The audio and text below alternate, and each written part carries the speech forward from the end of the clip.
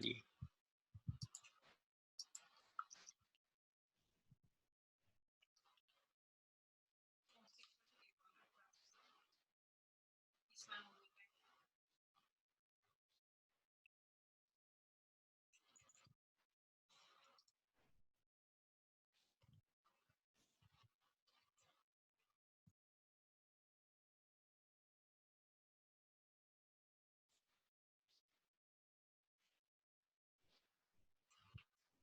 Everyone, can everyone hear me?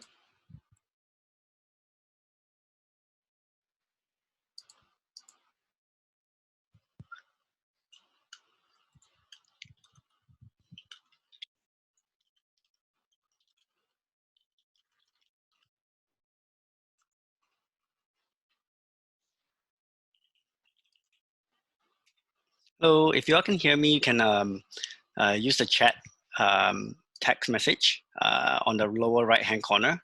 Just an indication of yes, that'll be good. Perfect. And okay, how about Bella? Can Bella hear me? Bell?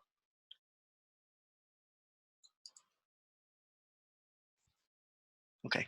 Let's start in another 3 minutes. I'll just give a few more people time to enter the session. Yeah.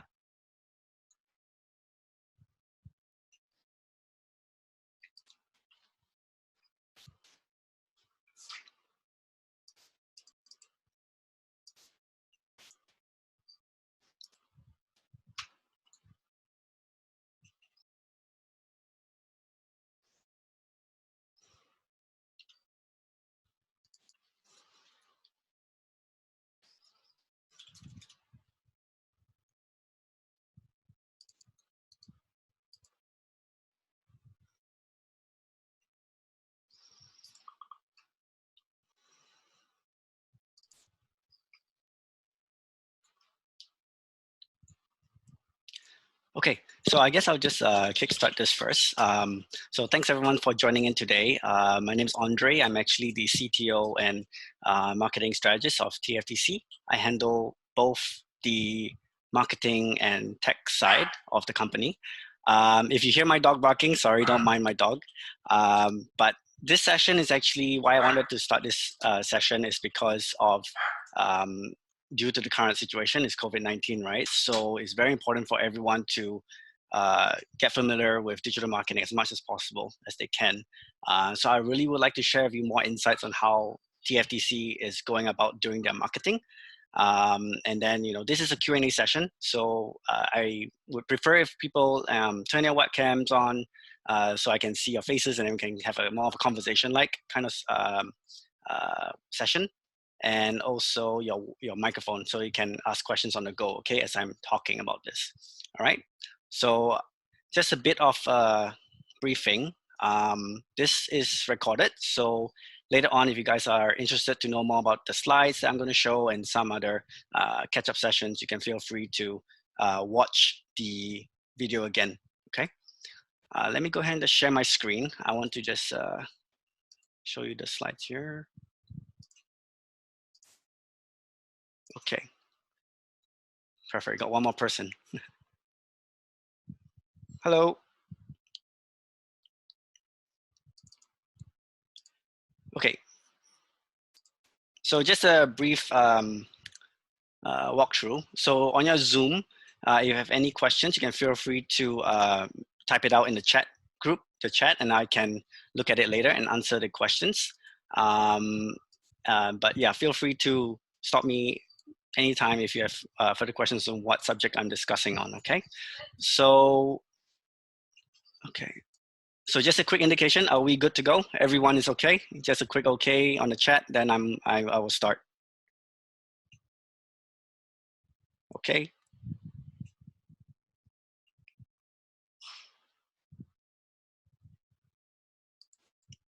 Okay, some indication there. Okay, good. So if you all can see my screen here, today I organized the questions of what you've put in from my team that have gathered the questions from you guys. So I've laid out the questions from strategy questions, and then I'll go into the platform questions and some other questions for digital marketing, okay? But it looks like majority of you have asked quite similar questions in terms of what kind of strategy should I have when it comes to launching a new brand, and what kind of marketing strategies to launch with a new label. If we choose to do it on our own company resources, what are some skills or areas that we should focus on? And during the planning stage, how best should we define our product category? Okay, and then lastly, also here for strategy questions, we have pricing strategy. Where and how do we find the right price which the market can accept? Okay, so I'll touch on the first one first. In a general sense of marketing, okay, what kind of strategies that most companies do out there? Traditionally, if you're in a small company or a big company, okay, sometimes marketers will just kind of start campaigns on their own and launch campaign A or campaign B, campaign C, okay, with no proper funneling, right, through their strategies. So what we aim to achieve today is I want to brief you guys on a very simple market funnel strategy that you can use throughout every kind of channel out there. It can be for Facebook, Google ads, or any traditional marketing concepts also that you're trying to achieve in today's market. So I will go through this quick slide that I did. 1 second here.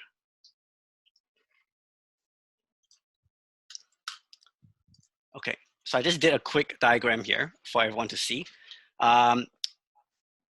How we structure our marketing funnel, right, is probably by 3 phases, okay? So we want to know what's the overall outcome, okay? And I'm coming from a perspective of to easily understand, to make one easily understand. I'll use Facebook for example. Can I just get a quick understanding in the room, how many people here are using Facebook marketing?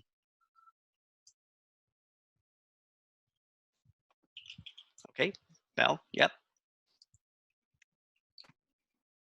Anyone else using Facebook or Google ads? I couldn't connect to your Wi-Fi network. Please open the Google Sorry. app to reconnect to Wi-Fi.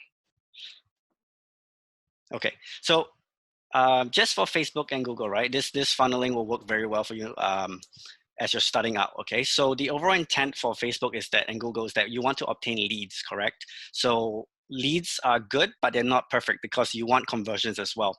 So we faced some real scenarios of that we faced in the company of TaF.tc is that in the past we would do a lot of campaigns and we'll get a lot of leads, right? But a lot of these leads are not relevant people. They may be just hobbyists, or they may not be the people that we're actually looking for.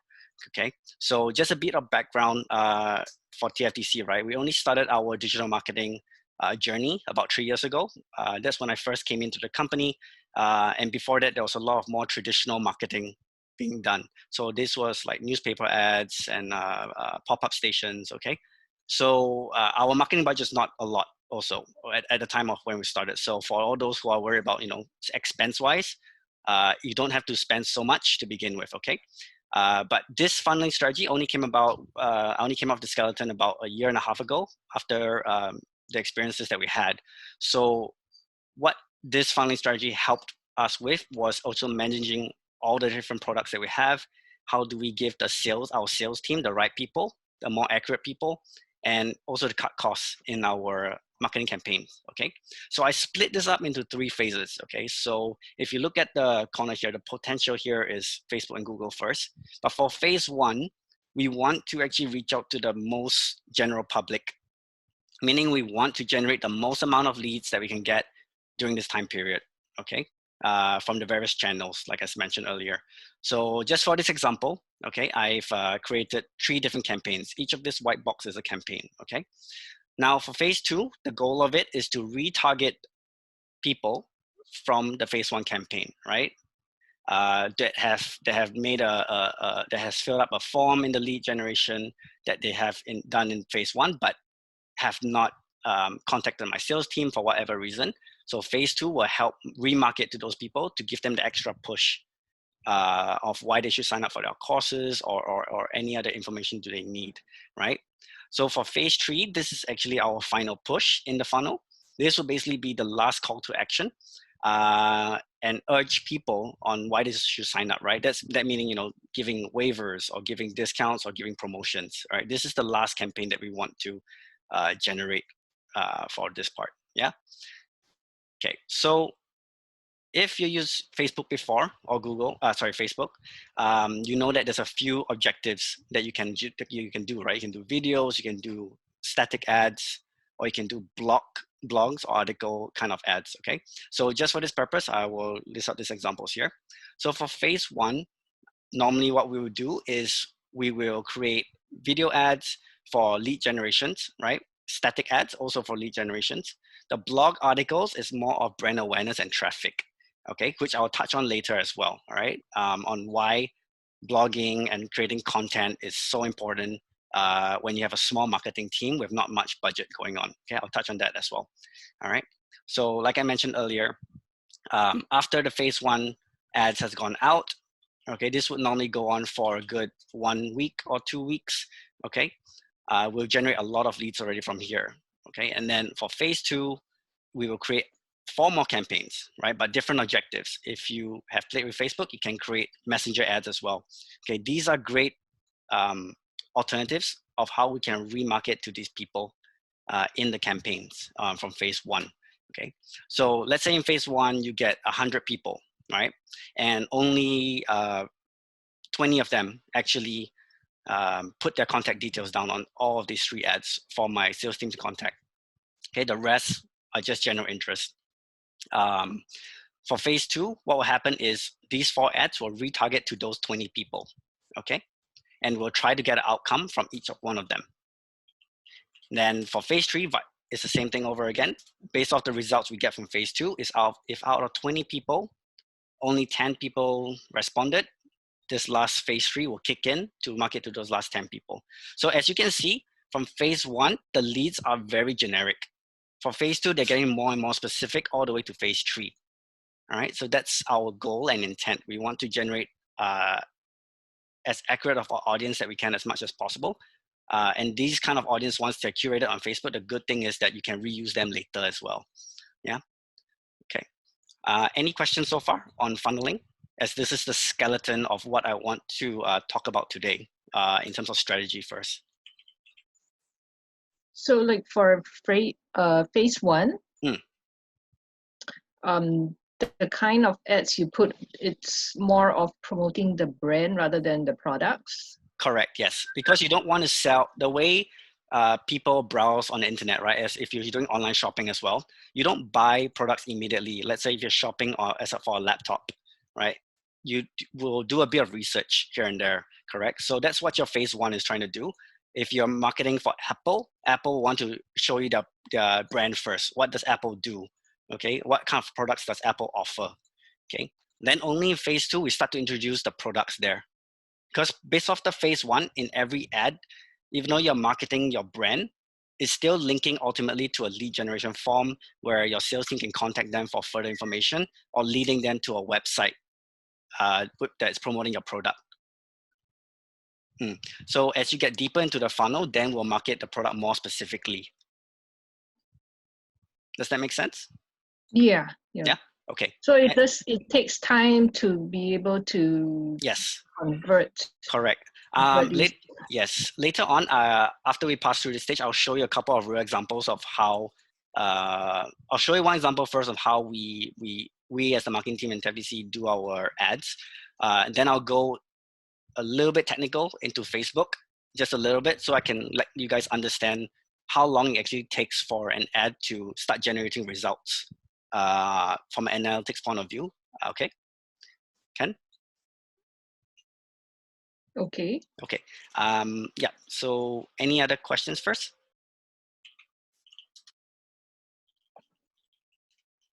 No. Okay. Okay. So I'll move on here. All right. 6. Okay. Give me 1 second.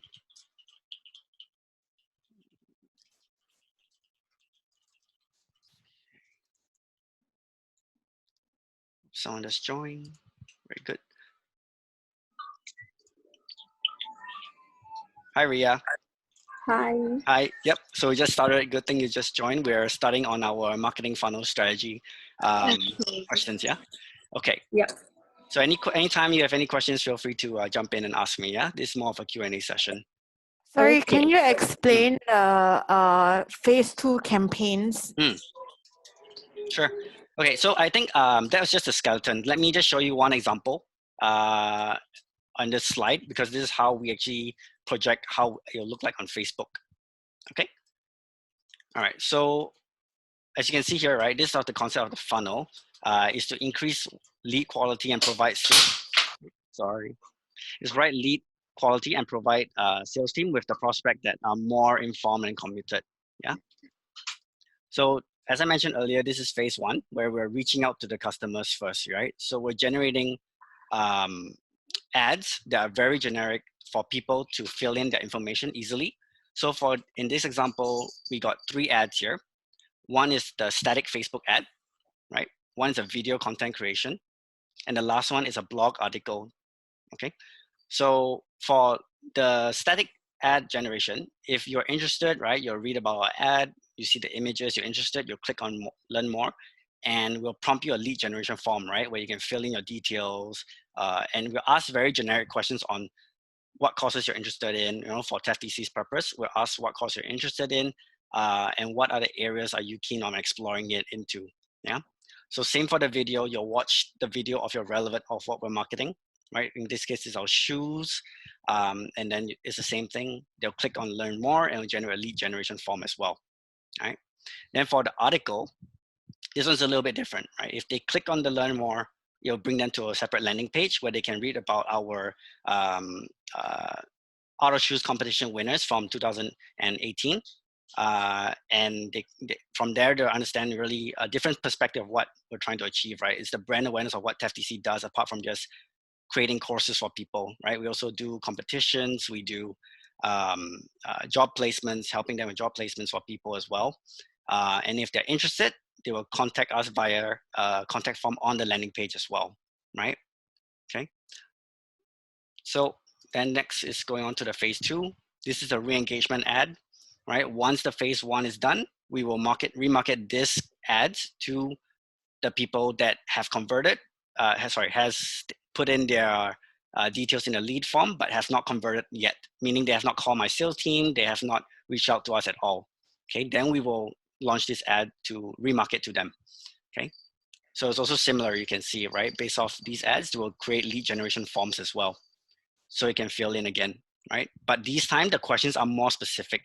The questions are going to be more of asking, which intake would you like to join this time? Because we see that you have signed up with us the first time based off the phase 1 ad, right? So we're asking more specific questions already. Okay, then going to phase 3, right, is to urge, the last few dropouts, who have not converted from phase 2. It's the final call. Join our footwear diploma because we provide XYZ benefits and values to you as a customer, right? So in phase 3, the goal is to throw in all your cards to kind of close these people as much as possible, and not lose them, yeah, for leads.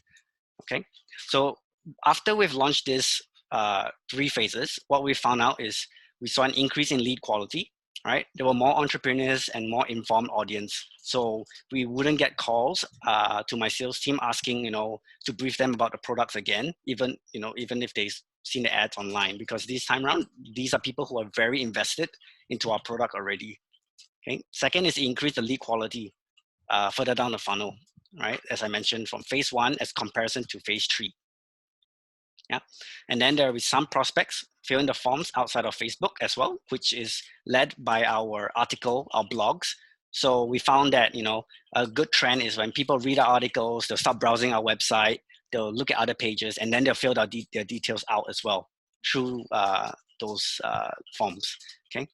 And then we realized also, by doing the funnels, some ad campaigns were less effective. What this means is before we had the funnel strategy, we will launch, as I mentioned, if we have 15 courses in our diploma, we'll launch 15 different ads. So that didn't work out, right? We started getting, there was a lot of trial and error. So we got some ads that did really well, some that didn't because they're not relevant to people.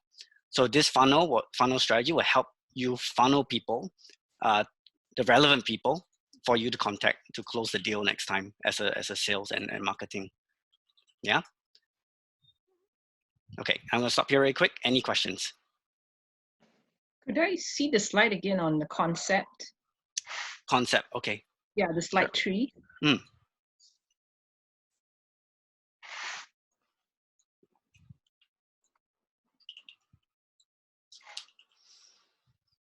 So these sort of like wide audience, getting the wide audience, actually within Facebook, we can already target the audience, right? Correct. Yes.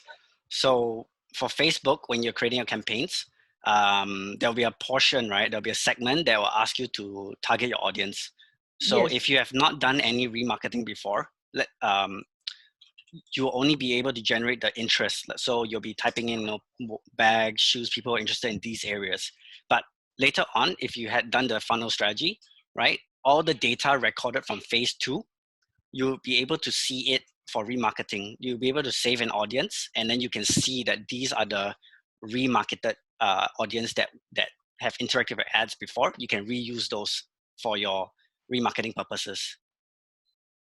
But the problem with that is you will only generate that list of people once you reach a certain number in Facebook from phase 1. So like for phase 1, when you're trying to reach out to the wide range of audience, generally you need to have at least a good 10,000 to 20,000 impressions on Facebook first on that one ad before you can do as remarketing.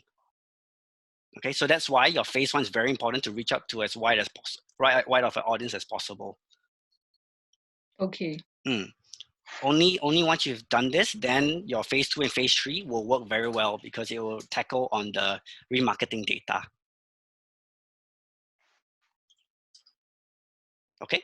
So like phase 1 could include like getting people to like the Facebook page. Yes, it can be your most generic ones. Like, for example, right now we're in the COVID-19 problem. So Yes. we are shutting down a lot of our marketing ads because it's not relevant anymore, right? Because a lot of our classes are done in campus. So now we're pushing everything online. So my marketing team is coming up with a new funnel where the phase 1, the goal of it is to generate video ads, only one video ad, right? But it's to bring out the brand of how TaF.tc is going online. So this is pushing out to ends online, so it's unlimited, right? We're pushing it out to not just Singapore, but to Malaysia and Indonesia as well. So we're doing a lot of geo marketing as well. So we're trying to widen the audience group. Yeah, because you must remember this, the more people you market to, okay, and if your ad does really well, your cost per lead is very cheap. Versus if you market, so think about from phase 1 again perspective, why we want to market as wide as possible is because we want to generate a lot of leads, correct? So when you generate a lot of leads, naturally the cost per lead on Facebook when they charge you is going to be cheap because your ad is functioning so well, right? That it's marketing to so many people. Every cost per lead is cheaper than when you market to a niche market. What is considered cheap? What is the price range? So for us, we keep it such that anything below $20 per lead is considered cheap already for our case. Oh, $20 I mean, for Facebook. It varies on various businesses, like based off your product. Why we say $20 is cheap is because let's put it in perspective. For TaF.tc, we're under a lot of government grants, correct? Right. Yes. So as Singaporeans, you get 90% funding. So our total cost for a diploma, let's just say it's the total gross fee, right, is like $22,000, correct, for a diploma program. But when you're a Singaporean or if you're above 40 years old, you only pay like $2,000, correct, out of your pocket, right? So my actual cost, if I were to market, right, for Facebook, every lead that comes in, if let's say you come in as a lead for a diploma program, and the cost of you only maybe $30, let's just say it's $30, okay? If you convert already, right, for one of my diplomas, I actually earn back the $22,000 because from a government grants perspective, we as a training provider, we earn the money when the grants come in from the government once you finish the course. So if you buy into my ad at $30, all right, and then you sign up for my diploma and you pay $2,000, I actually, as a marketer, I earn my money back already because the gross fee is $22,000, right? Yes. I earn back $20,000. So the cost per lead, right, is very cheap for me. But let's just say if you come in as my diploma student again through my Facebook ad, and the cost per lead, and this happened before, one of our cost per lead was $700, right? Then that's a no-go for me already because that's just one lead. And every day on average, my marketing generate about 35 leads. So $700 times 35, I will go bust already. My marketing budget will go bust. Yeah. So that's for our scenario. Like we'll keep it under a certain cost per lead as a KPI, which we set internally. So that's something that you probably need to discuss with your product manager, or your pricing team. How much to spend on your leads to make sure you just cover the ROI based off every lead that you generate. Mm. Mm. Yeah, I was told that for a new brand, initially, the budget for marketing has to be more. It depends. Okay, so I'll touch on that also later because one of the questions was if I'm a new brand starting a new line, how do I go about doing marketing? So I actually want to now we're talking about the funnel strategy. So this is just a concept, but I'm not proposing you to go and use Facebook or Google as a default. There's a lot of different platforms out there that you can try using first that doesn't cost you much money. Okay, so even if you have to go through the path of Facebook and Google, right? I'm actually helping, I'll show you in a bit also, I'm helping 4 other companies right now, mentoring them on the marketing side. They are brand new startups and their marketing budget per campaign per day is only about $10 to $15 per day at the moment. Okay. Yeah, so I'll touch on that also, okay? So going back to the questions, but is there any other questions regarding this funnel first? For your niche market, right? Most businesses have a niche market to market to. Like, what do you mean by trying to market to as many people as possible? Because shouldn't you be marketing to a niche market? Sure. Can I just ask what you can give me an example of a niche market that you are looking in right now? For example, travel, bespoke travel. Bespoke travel. So like customization tours. Yeah. Okay, understand. So actually, that's a very good area. So for travel, right?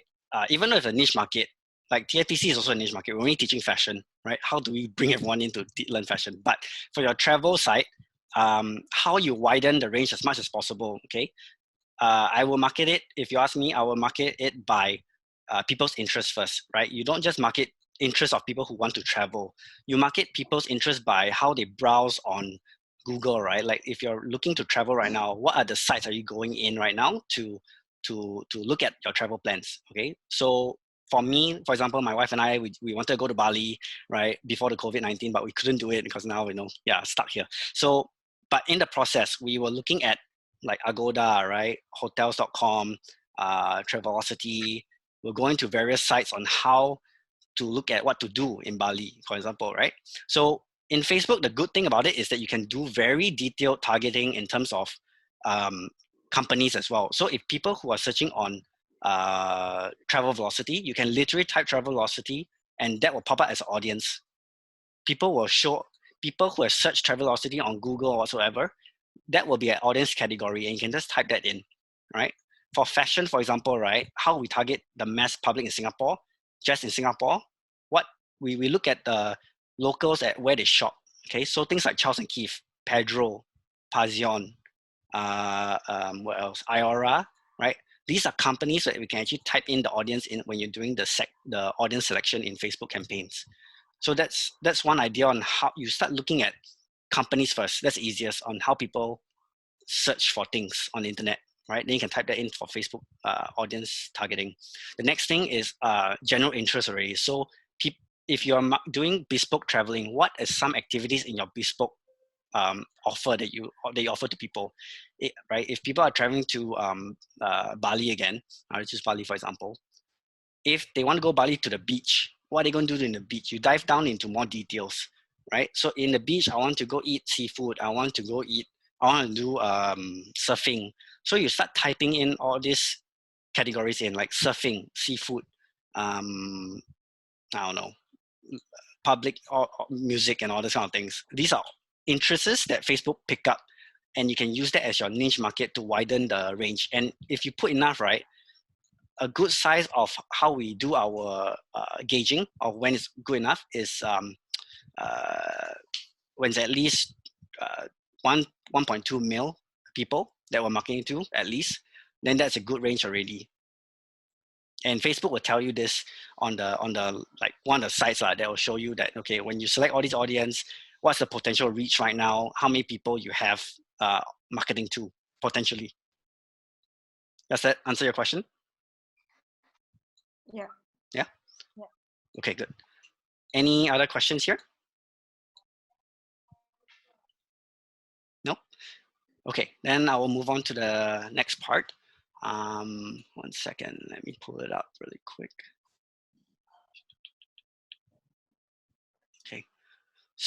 Okay, so we've already touched on some strategies on what we can do, right? Or some online marketing strategies for new label. As I mentioned, use the funnel strategy first, okay? All right, then if we choose to do our own marketing resources, what skills or which area must be focused on in the beginning? Okay, so this touches on my next point.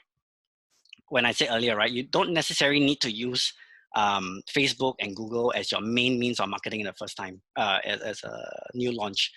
As a new launch, right, it's very important right now to always generate as much content as possible on your product, on your new product or business, okay?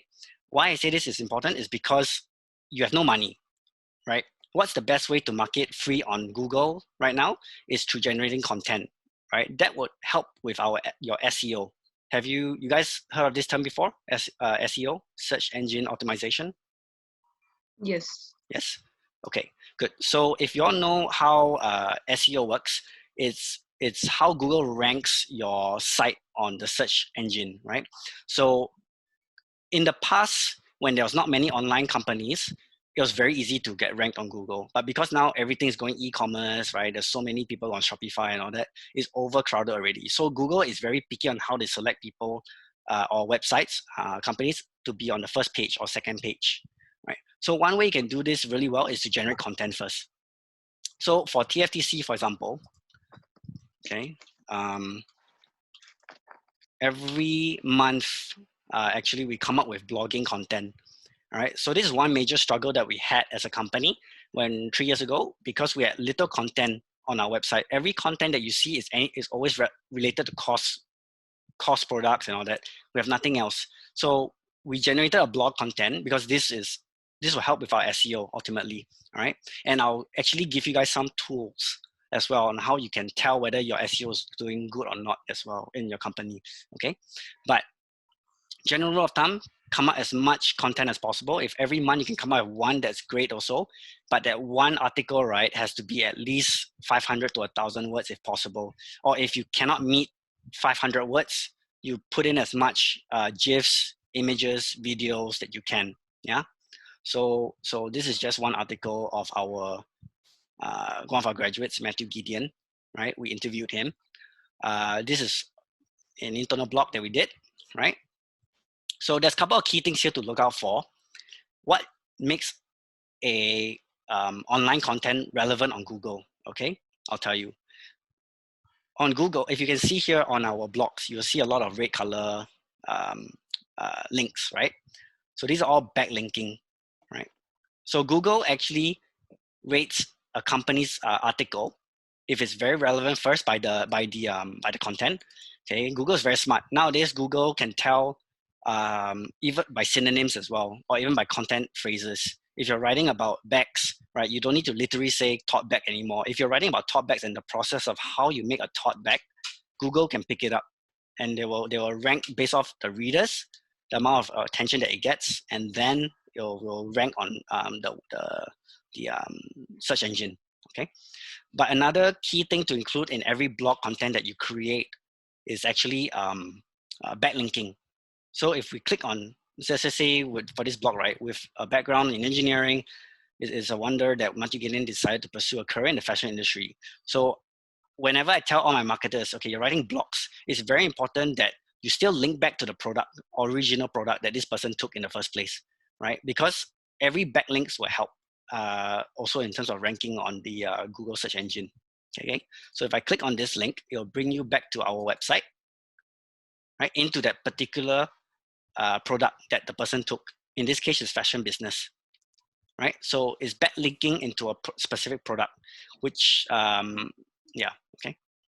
All right, then we include images that have done. So, and another thing, when you're putting images into a blog, right, there's this thing called meta tagging. Okay, meta tagging will allow you to actually put in titles of what your image is about. So Google, when people search on Google Images, right, your image will come out as well. So that will help with terms of SEO. All right. So the main thing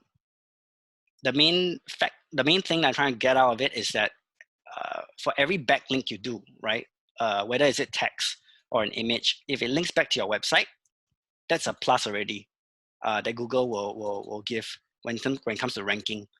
Okay.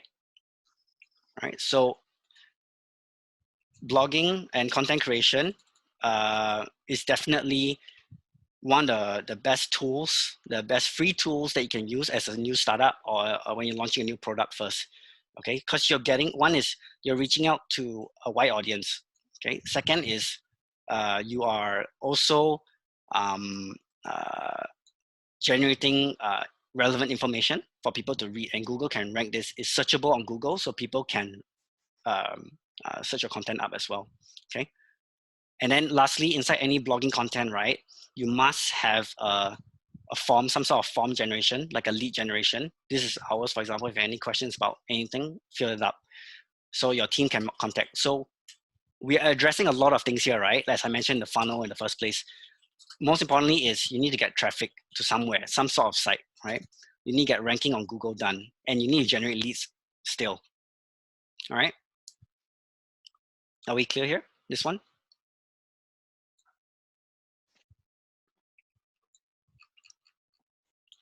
Good.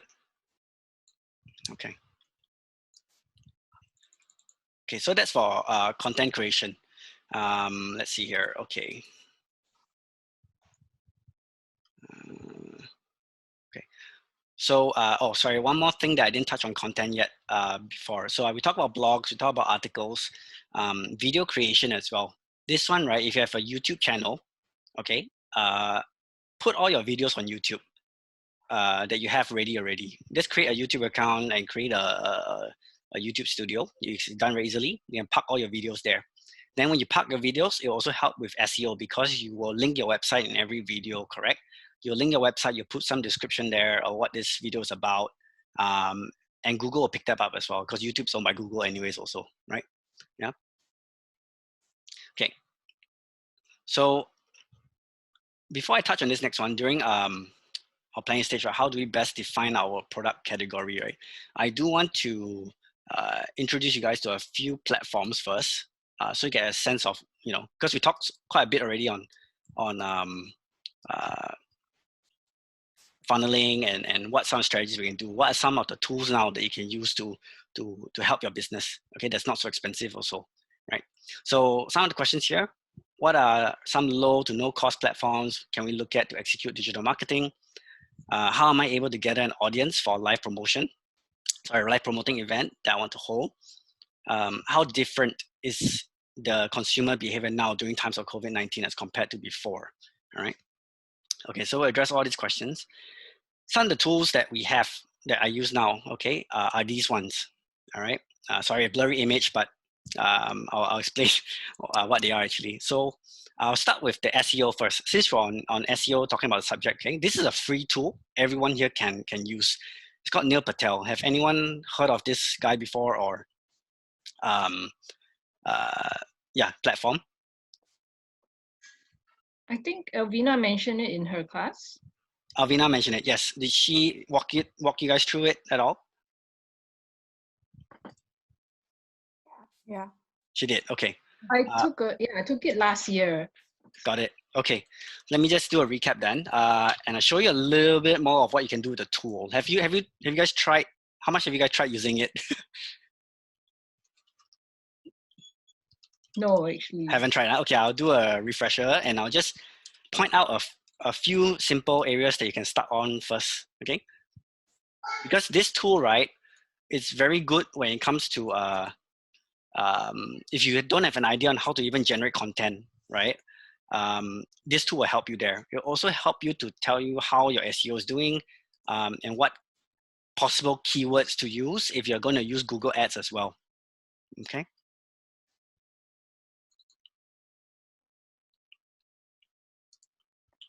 All right. So as you can see here, there are 4 companies, right? So I did a check on this company here. Is one of the participants. Is he here today in this chat? Not here? Okay. Never mind. I can show you guys what's good and what's not good then about the site.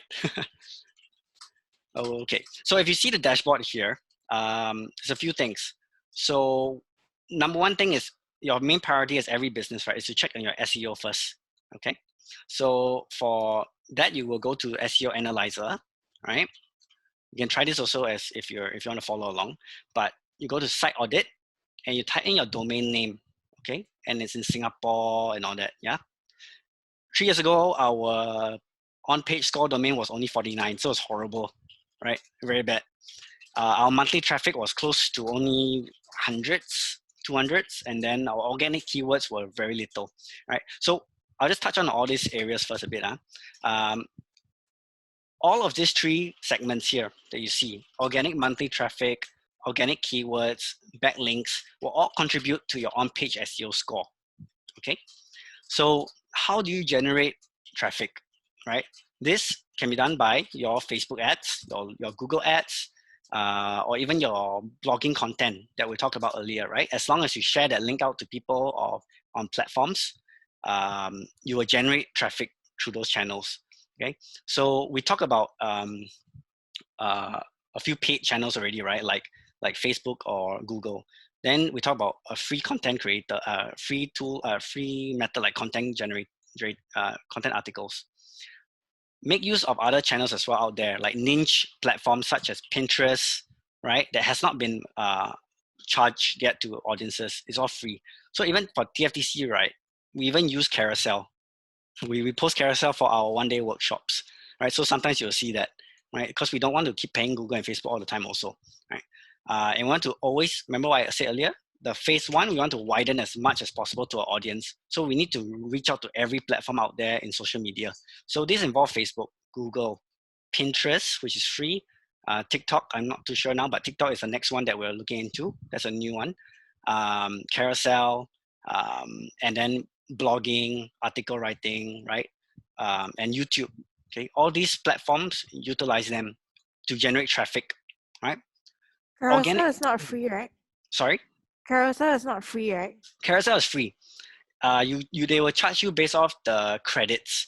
So the way Carousel works is that they're on a 72-hour refresh rate, like you can say that for their marketing. So if you realize any new products you put out there, if you want to sell anything, during the first 2 days, right, you'll get a lot of traffic. People, if you come up with the right message and the nice image, right, and the right price, people will respond the first 2 days. So after that, the 3rd day, it'll start to slow down, right? You start to notice it'll slow down. So what my team did is that we tried to kind of break the system. We tried to understand how their refresh rate works. Is it by me putting in more money, or is it me by just simply changing the image and changing the content? So we tried the second one. We changed the content and image first. So once we did that, we started seeing a new traffic again, new bunch of people coming to interact with our ads on carousel. Yeah, so that's one way to try. It's not I wouldn't say it's the most recommended main platform for you to market. I mean, it depends on your business also, but it's one avenue to try lah. Pinterest is very good So you mean carousel is free? You can make free ads? Yes, it's not really an ad. You are marketing a product.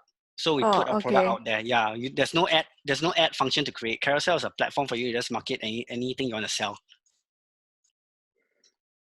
So in our case, we will sell courses with $0 cost. So people are interacting with our ad first. Then when they click into the ad, right, they'll see that, okay, the actual charges are within the description. Yeah.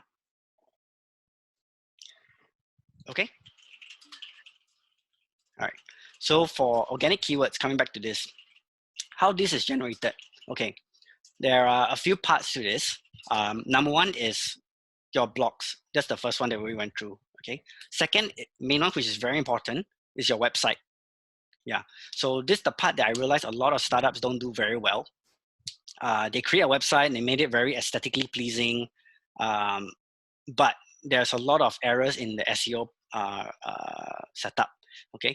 So if I go to an example here, let me just show you first. Okay, now I'll show you an example in a second, but that's one of the issues first. Backlinks, that one is what we talked about already. This one is not easy if you're a new startup. If you're launching a new product, right? Backlinking, the easiest you can do is what I showed you just now. You create your own content. You start creating backlinks that links internally with your website and your blog content or your articles on Facebook and all those sort of things, right? Even if you put articles on LinkedIn, you can also put your backlinks there, okay? But that's for internal. How you skyrocket your backlinks, right, ultimately is when you start approaching external sources, partners. So for our case in TaF.tc, we approach Bansun, we approach Juki, what else? Brother, right? Because these are our vendors to help us market, help us with our equipment for sewing, right? This year we have a competition, another shoe competition. Some of the sponsors there is Charles and Keith, Pazion, right? So we approach them as well, say that, hey, we got a competition running. We got an article, we got a bunch of press releases coming up. Can you help us share this article to your database? Just share it out through a link, you know, and then if you can, link us as a partner to you. So if Charles and Keith and TaF.tc is a partner, we backlink each other's website within the company to each other. So that will help build up more backlinks because people see Charles and Keith potential partners. Oh, TaF.tc, what is that? Okay, they click on it. Oh, it's a training provider. So Charles and Keith, is it? Maybe they send their people over for training.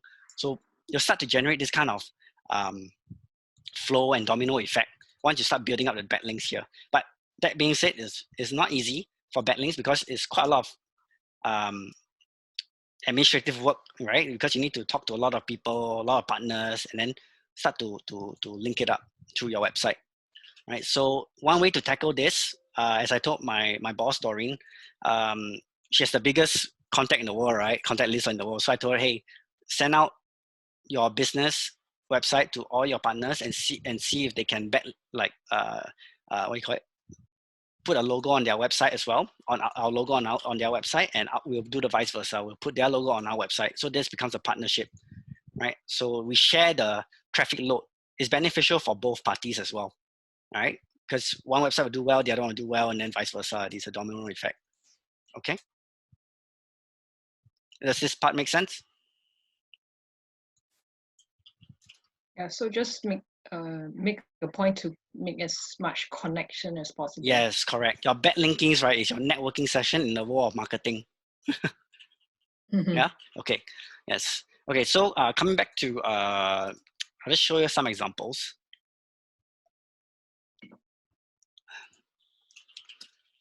Okay. So this is a startup company I'm helping. I'm helping do an audit. They're a startup. They just started only. Okay. So what's good about Neil Patel is that you can actually identify the problems in your SEO. Okay, so here we're looking at, okay, organic keywords 48, that's very little. Why is that? We'll deep dive into that as well in a second, okay? I'll show you why. Organic traffic 216, right? That's not very good. And it's just per month reading, right? Not many backlinks also, so what's going on? Okay, then we can look at, let me see here. So you can start to look at some of their top pages. What is the most traffic going to right now? Okay, why is it getting the most backlinks here? This is probably because it's their index page. meaning it's their home page. Okay, so I'll open this up. So again, we'll tackle a few problems here. From an SEO perspective, okay, as a marketer, this is your number one concern. Why is my organic keyword so little? And it's my main website some more. And the organic traffic is so low, right? So we go into the website. So this is a main index page. Okay. So since I've briefed them, they already started making changes already, okay. But still not enough. So on the index page here, why the organic keyword is so little is because there's no content, very little content. What does the site do? What does the business do? They talk only about, less than 50 words here. Not many keywords here being used. So this is our advanced machine learning platform have harnessed untapped complex data. Something like that, right? This statement alone is very difficult for people to search. People are not searching for these kind of keywords online on Google. So when it comes to your index page, you need to come up with a lot of content, generic enough for people to search online on Google. All right. So like this one, cracking the code in credit risk. Okay, fine. Because credit risk is searchable on Google, quite heavily searchable, right?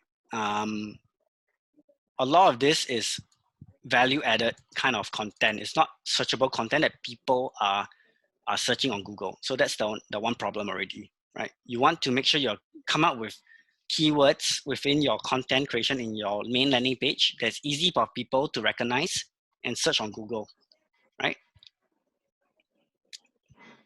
Okay, this is all quite technical, but so the general base is come up with simple keywords, okay? And if possible, when you're writing content on your website, come up with long tail keywords. I'm pretty sure did Avina mention all this to you before, long tail keywords? Yeah. Yeah? Okay, so can you explain to me what long tail keywords is? Long descriptions of keywords, like that you can use long descriptions. Correct. You're very right. Because you see on Google, right? Most of the time, I will not search back courses anymore, right? I won't say like that only. This works. This is a keyword, right? And see our website comes up first because there's so much easy keywords to pick up on our main site or on our website for this segment. So see like bags, courses, right? So you can do a quick search on Google, right, on your business. See how many of these bolded keywords are showing up on your first or second page. If they don't show up, right, it means you don't have enough content and you do not have easy enough content for people to search. Okay, that means it's too specific already, too niche. But going back to long tail keywords, this is one of it. I will actually search back courses in Singapore. Back courses, in Singapore. That's a long tail keyword already, right? Because I'm searching a phrase, right? Or I can say how to make cookies, right? So this is also a long tail keyword. It's phrases already. Okay, so long tail keywords will contain like more like a statement, but it will still include keywords like cookies, right? Make cookies. Okay, so those are keywords and within long tail keywords already. All right. So coming back to this one. Oh, what happened here? Buses. Okay. So coming back to this, let's say I will search that this company's website again. Flowcast.ai. Sorry, in Singapore. Okay, so this company, by the way, they got two segments, one in the US and one in Singapore. Singapore, they just start up only. All right. Okay, so I just did a SEO search for an overall SEO search lah. Okay. So coming down to this, you can see what are some of the major SEO issues. All right. So how I came up to this, I went to SEO Analyzer, Site Audit, and I just type in the domain name, Singapore, search. Okay, and then scroll down till you see SEO errors or SEO audit. Then you'll see this page. So these are all the goods and bads okay, of this company right now. So there are zero issues in all these areas, but there are a lot of issues in these areas. So Neil Patel is good because you can actually go into your specific pages and identify where the problem is on the website. So for this case, this is a bit technical. So anyone who creates your website, you need to consult them and tell them like, hey, these are my problems on my site. Can you go and fix for me? It's very simple fixes. Very simple fixes that will help boost your SEO by a tremendous amount, right? So simple things like adding a title, okay, with a title tag that's too short, okay? So this is the title tag right now that the company has on the back end of their website. So it's too short right now because it just says about or contact. So you might want to say something like about flowcast.ai, right? That's the company, or put in a longer statement for people to for the title to be. Yeah, a good gauge is to have at least 15 to 20 characters, not more than that. Yeah, or maybe not more than 18. Sorry, not more than 18 characters in a title page. Yeah. Okay. So I'm just showing you a few of the things here. So another good thing about the Neil Patel tool is you can generate keyword ideas. Sorry, wrong one. So keyword ideas will come in handy when you're writing content. Yeah. So for, let's just say so how you use this tool, okay? For keyword ideas, you don't want to search your own domain, right? You don't want to, because you already have your own content inside. So what you want to do is you want to search your competitors. Yeah, your competitors' website. Then you can understand what they're writing about, what kind of keywords they're using. Then from there, right, you would take that and make it something better for your own business. Okay, so for our case, let me see. Let's just say I want, what's the website for Lytton Academy. Okay, this is another CET company in Singapore.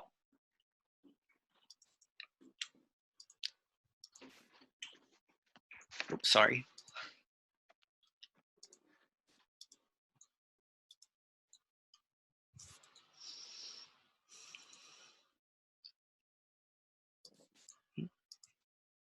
What happened?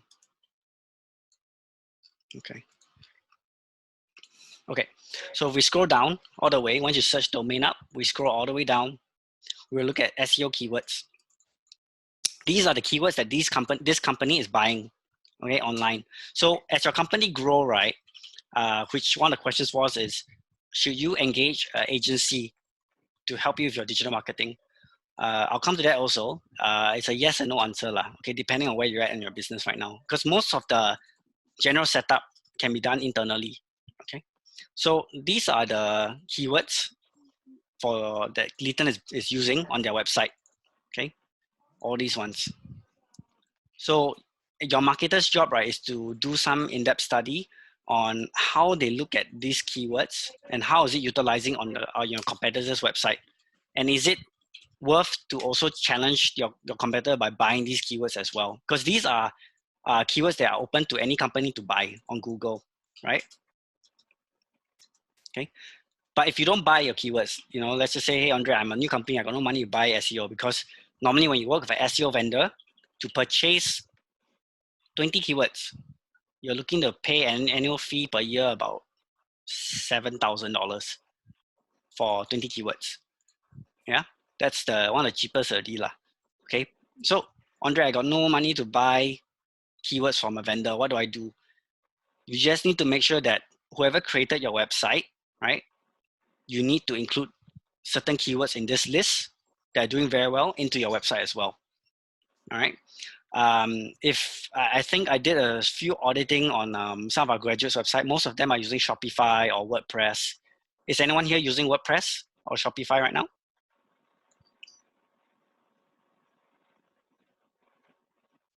Hello?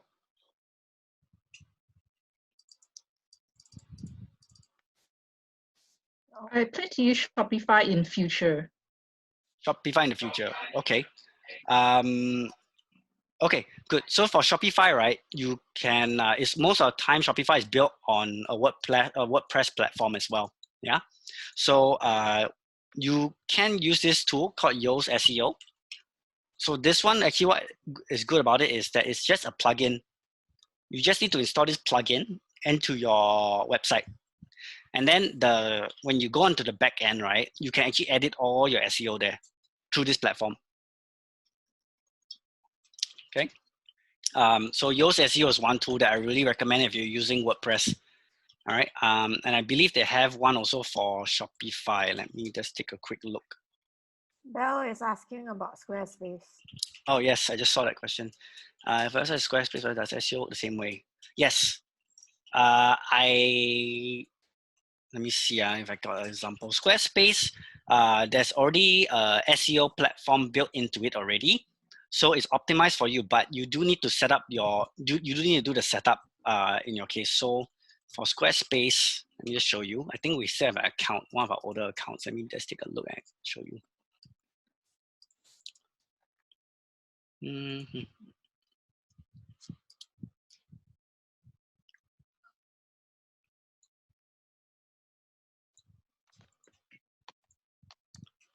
Okay, this one's an old site. And let me see if I can go in first.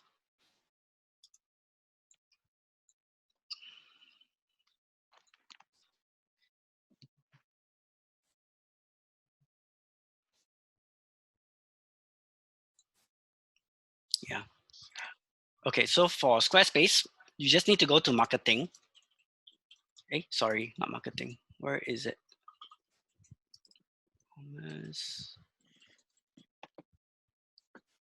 Sorry, give me one moment.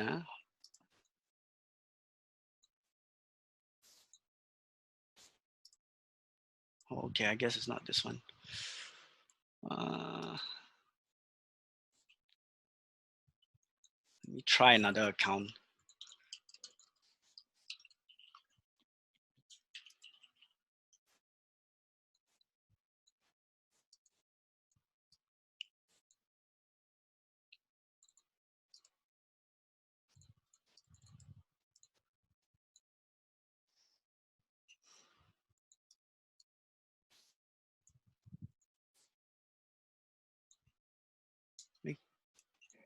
There we go.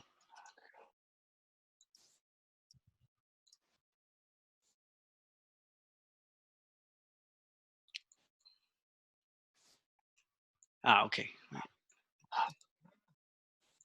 Email campaigns, Instagram stories. No, it's not here.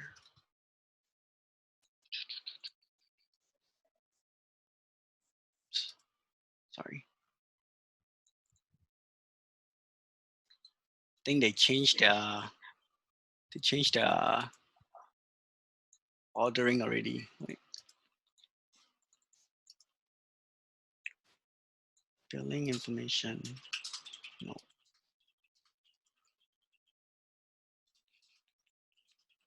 One second, let me just take a look.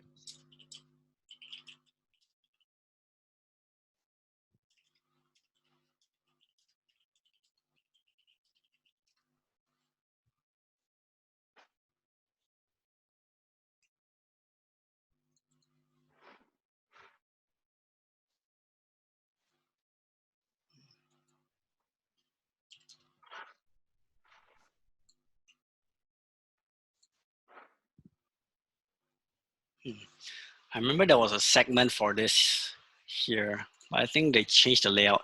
Sorry, Belle. Let me get back to you on this. I definitely know there's a way to do it on Squarespace for sure, because I did it last time. All right. Yeah, let me get back to you on this one. Okay. Oops.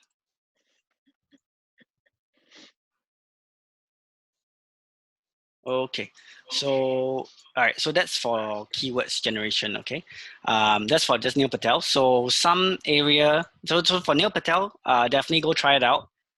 Just go to the website and enter your domain name.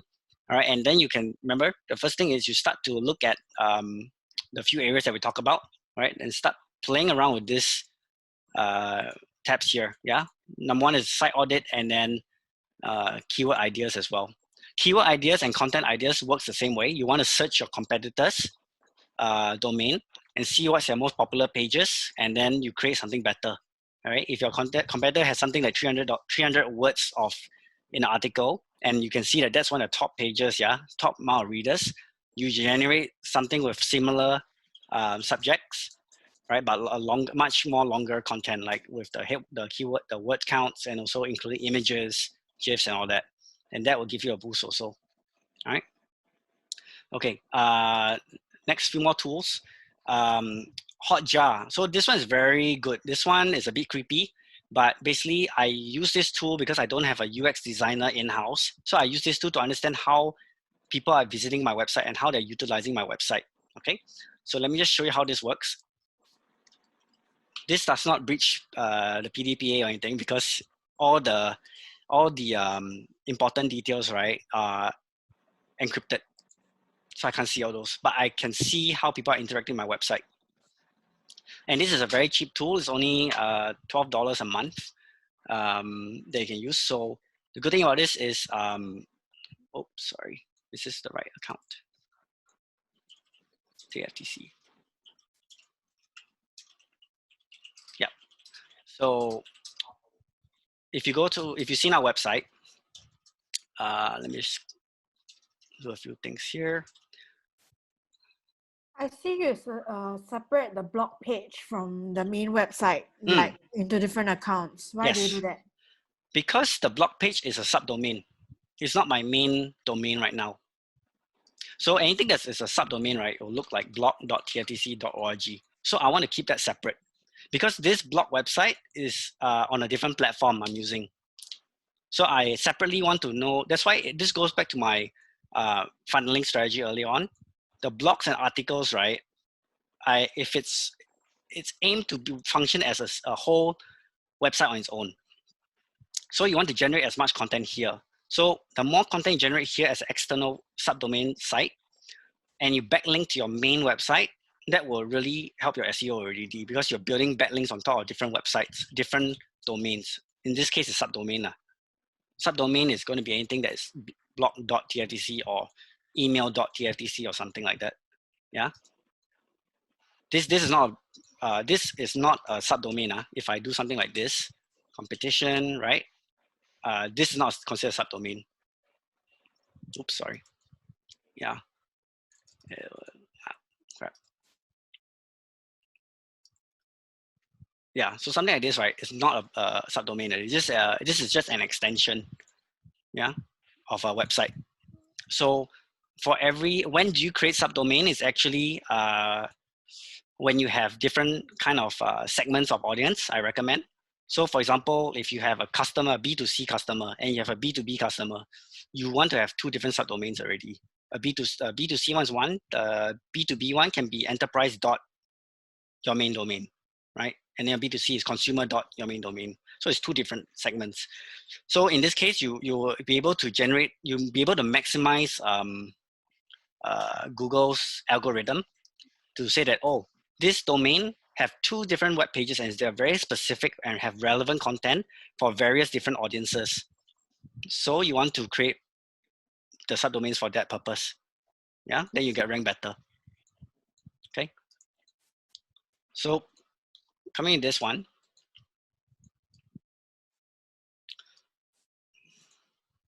Okay, so this is our main website right now, right? And what I'm looking at here is on a desktop point of view, how many people click on what areas on my website. Oh, sorry, it's a bit slower, but it's meant to load everything. Okay, so this is for clicks. I can see that the sign in button is the very heavy usage. My search bar is very heavy usage. Okay, so when why this tool is important is because when it comes time for a website change, and you don't have budget or anything to hire a UX designer, you use this tool. You can tell which is good in your website and which segments to take out of your website. So for example, this is another type you can search. So this Hotjar, right, allows you to see how many people click on what area, their movement, and the scrolling. So this is the most hot place because people enter my website, they see this first anyways. So this is not counted, but the other segments are okay, this is not a very good example because it's a copy. Let me see if I can find a proper one. Heat maps.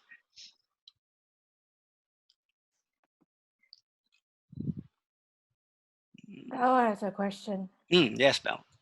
For this Hotjar app, does it allow multiple websites or just one? So if you use subdomain, it allows it. But if you change your domain, right, then cannot. You need to use one main domain only.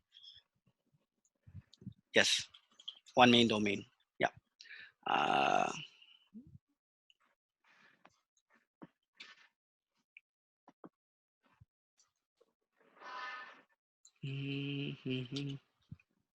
Landing page, updated landing page.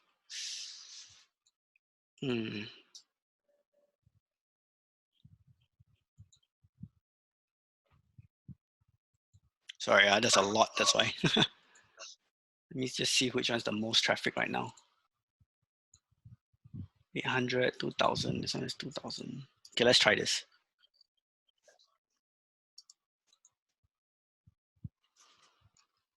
Okay, so this is a sample site of one of our promotion courses. TaF.tc footwear course, okay, right here. Here's heavy still. 72% of visitors reached its point. You can see my scroll bar. Then you can start to analyze, okay, they're getting weaker. Here's still okay, 60%. So where's the dropout rate? I'm trying to look for where the dropout rate is, right? As you get lower, lower, lower, lower, lower. See, still 40%, only 30%, and that's it.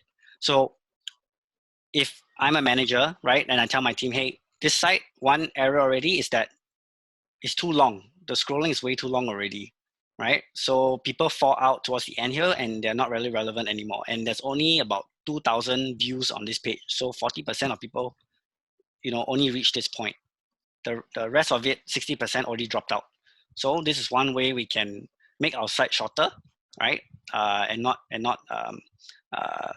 built on such a long scrolling site lah. That's one area we can look at and advise people. Okay, so for clicks, you can tell also, right? Heavy clicking here. So a lot of people are interacting with my content on the very top of the page to go to the various specific product page.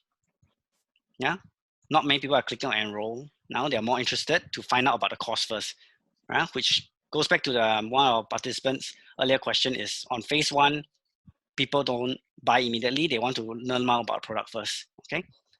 Now, this is just one powerful part of the tool. Another powerful part of the tool is that it can do recording. So these are all the recordings I set for our website. So I can actually see how people interact from Google all the way to our website. So let's just say I want to play what this person did. I want to see what this person has done. So you can actually watch a video and what device the person is using, which is this case a phone, right? Android on Google browser.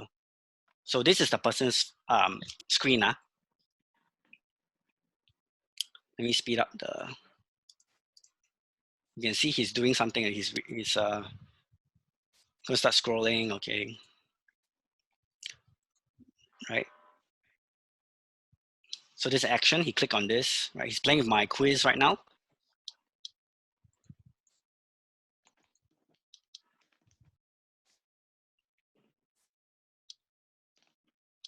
Yeah, so he's doing a lot of things. So I noticed that this guy just clicked on my professional short course like 3 times, which doesn't do anything. So maybe that's a UX thing that I need to fix, right? Because it's misleading for the customer.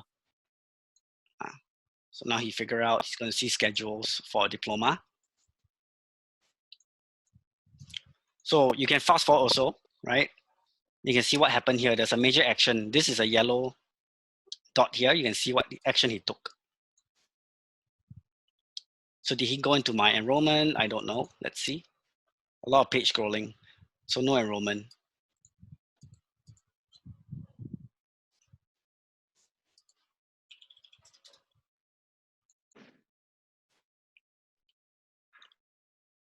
Yeah, he's just browsing all the products. So this is a potential person just looking at our various diploma. Okay, so this is one example. And this is definitely a good tool to use when it comes time to revamp your website, or you just want to troubleshoot your website to make sure people are looking at the right places, or do you want to take away useless pages, I guess. Okay. Okay, next one. Canva, this one I'm pretty sure some people know. Canva is a design tool. They can use a free design tool as well. All right. MailChimp, Have you guys heard of MailChimp or Venus class? Yes.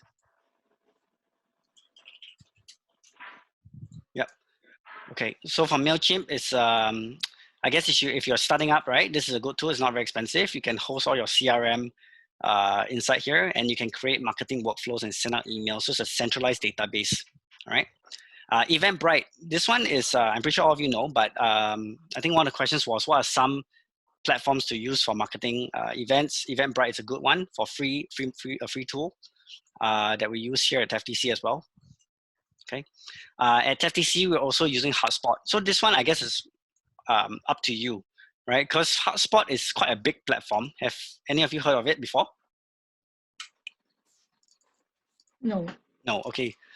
So HubSpot, right? This one is I recommend only using this if you have a dedicated marketing person in your company, unless you really want to try it out yourself, lah. Okay, but this tool is basically an automated marketing tool. So it takes away a lot of admin work from my marketing team. It's also a website development tool, right? You can create landing pages and a website here as well. You can park all your CRM inside, and it's also a sales tool. So your sales team can market their monthly deals that they're doing and all that. Okay, so the good thing about HubSpot is it's free for the first 10,000 contacts. Okay, let me just show you the pricing plan here.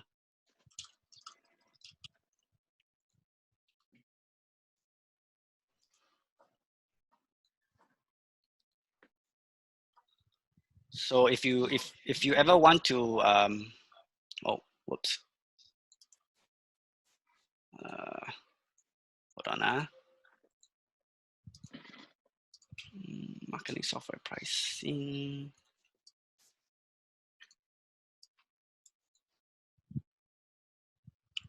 Okay, so as you can see here, the tool is free for the CRM portion only.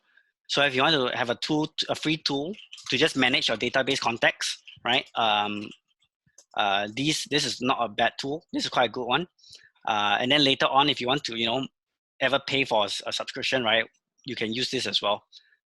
Because the marketing hub is the starter pack is $70 per month. Okay, yeah. So what you can do in HubSpot, right? If you can actually manage your ads as well from the platform. You can manage your sales, manage your ads, manage your landing pages, quite all in one thing. You can create forms also. It's a very big system. Yeah. So this one I think is another session. If you're all ever interested, we can generate enough interest here. I can walk people through HubSpot. It's a very good tool that we can use. And for management, our management team loves this because they can see all the reports that is generated on a dashboard glance. So for example, if I'm a sales manager, right, I will be able to see how my sales team is doing, right? So you can see here, okay, one of my sales team has created this amount of deals this month, okay? We can look at their email trends, right? How many calls they're doing as well, okay? So it's quite a very big tool, right? Okay, any questions so far? What do you mean by connections to HubSpot you have before they charge you a subscription? Sorry, what do you say again? How many connections? Yeah, what do you mean by a limited number of connections you can make? Okay, so HubSpot, right, the free tool is just a CRM. The first 10,000 contacts in your CRM is free. Well, what is contacts? Contacts is basically how many customers you have, right, to manage. So for example, I go in here.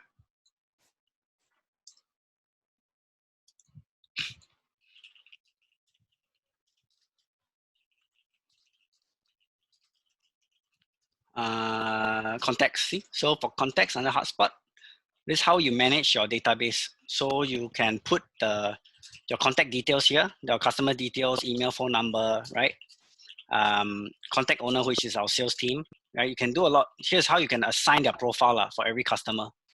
So HubSpot gives every free account 10,000 contacts free. So you can put name, email, right? You can manage the lead status. What is this? The new lead, attempted to contact, bad timing, right? And you can see the history also of what you've done with this customer. You can put in notes, right? You create a note. You can also, right? You can create a note here, right, if I want to. I can send out emails also through Hotspot.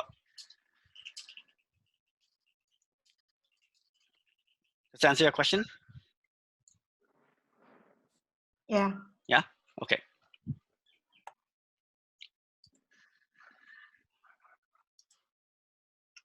Okay. Great. So any questions so far at this point of time? The floor is open. I have a few more questions that we can address here, but these are not really marketing strategy questions. These are more of one-to-one kind of questions that I can address, all different.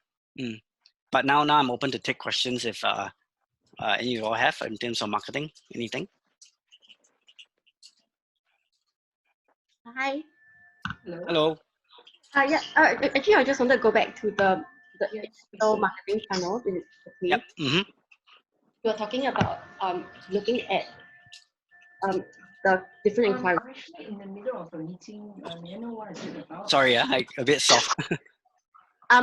Okay, you're talking about the different inquiry funnels. Yes. So I'm just wondering, how did you make use of those? I mean, like, what were the? It's about the. Is it about? Oh, the sorry, coverage? Christine, I can't hear you. The coverage. Okay, maybe I'll put it on chat. Yeah, put in a chat, then I will address it. Oh, I see.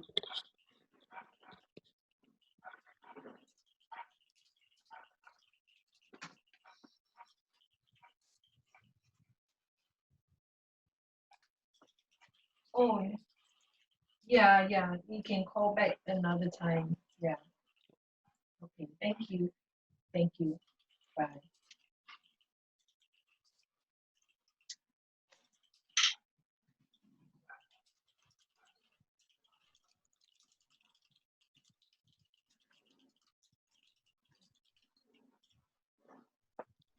Okay, so you're saying, what were the specific differences between the two forms in marketing funnel? Two forms. Okay, what? And did you follow up from them in any other way from remarketing to them? Okay. So for this, this is where our hotspot came in, right? We use hotspot for this case. So let's say for my whole phase one, okay, we look at one campaign, a video campaign. If I got 10 people inside there that interacted with my campaign, meaning they actually fill up a lead generation form, 10 of them fill out the original form, my sales team contact first, okay? And out of the 10, only 5 responded back to the sales team. The other 5 had no contact at all. So what happens is, what we did was, we inside Hotspot, we will segment these people. We created workflows to segment those that have responded and those that did not responded. So for those that responded, for example, the sales team has already contacted them, so we only send them follow-up emails related to what the sales team has talked to them about. But for, let's say, the 5 people that did not call my sales team or talk to us at all, but they are still leads, they went into my hotspot, right, in the CRM, we will send them a list of chaser emails. Okay, so that's one way of pushing it to them, right? Now for the remarketing part for phase 2, I will only remarket to the ones that responded to me but did not convert yet. That means they've talked to my sales team, but they have not bought our products at all. So my remarketing ads are more for those purposes. Does that answer your question?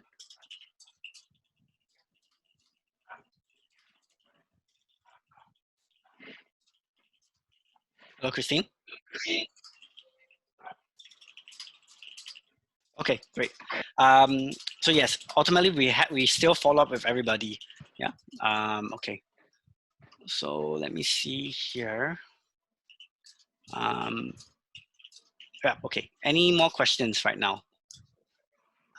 If you are working for a travel company right now, what do you advise for people to do marketing wise? Travel company. Is it a online travel company or is it like a travel agency? It's like a bespoke travel company. So like organizing trips to Right. Mongolia or Right. Peru. Yeah. But everything is okay. But it's an online platform, like meaning you guys Yeah, got it's an no. online platform. Okay. There's an office. There's an office. Okay. Okay. How would you do marketing for that? Maybe you can tell me how the marketing is being done now. Then I can address whether something to change or not to change. I'm not sure how the marketing is done now because I'm not in the company, Okay. but I'm interviewing for it I see. for a marketing thing. Okay. Yeah. Okay. How you do marketing? If you're going for an interview and they're going to ask you all, they're going to probably ask you like, what's your marketing plan or strategy, right? Right now, I will first do an audit on their site. That's what we mentioned. Use Neil Patel, start looking at their SEO, right?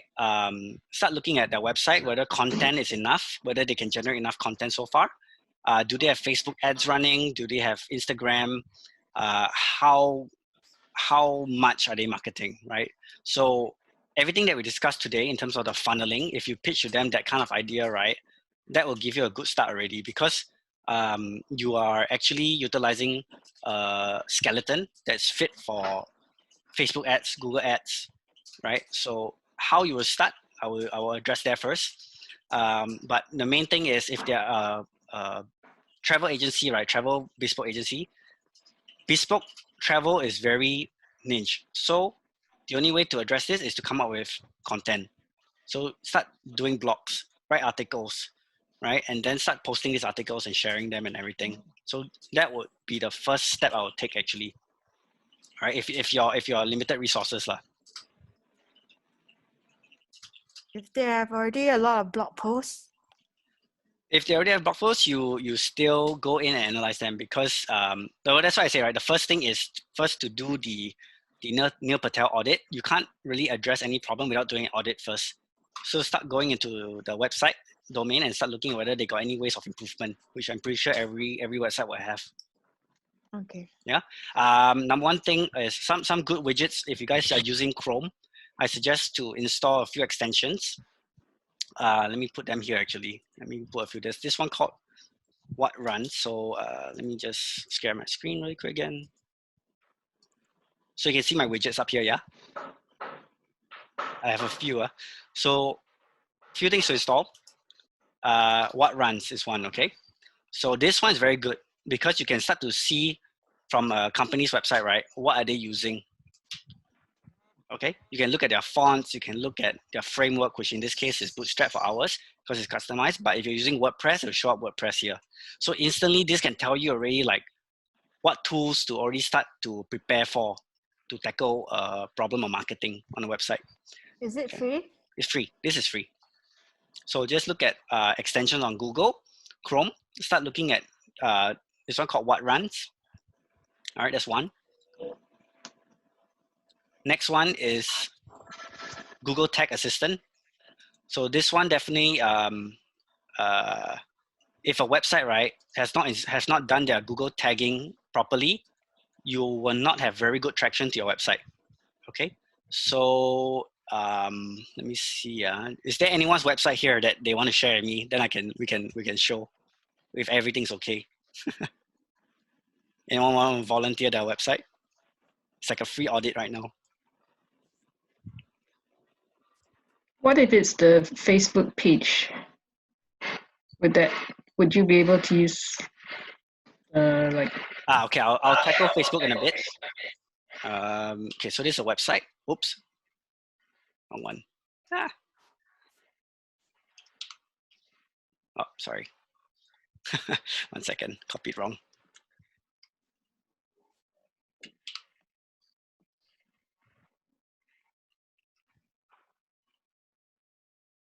Hey, domain expired. Is that right?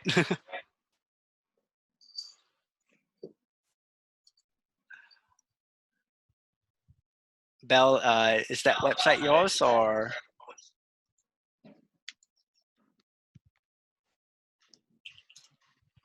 Okay, never mind. Let's It's about yours, but okay, the domain expired already, so I think you need to renew your domain before we can put it online again.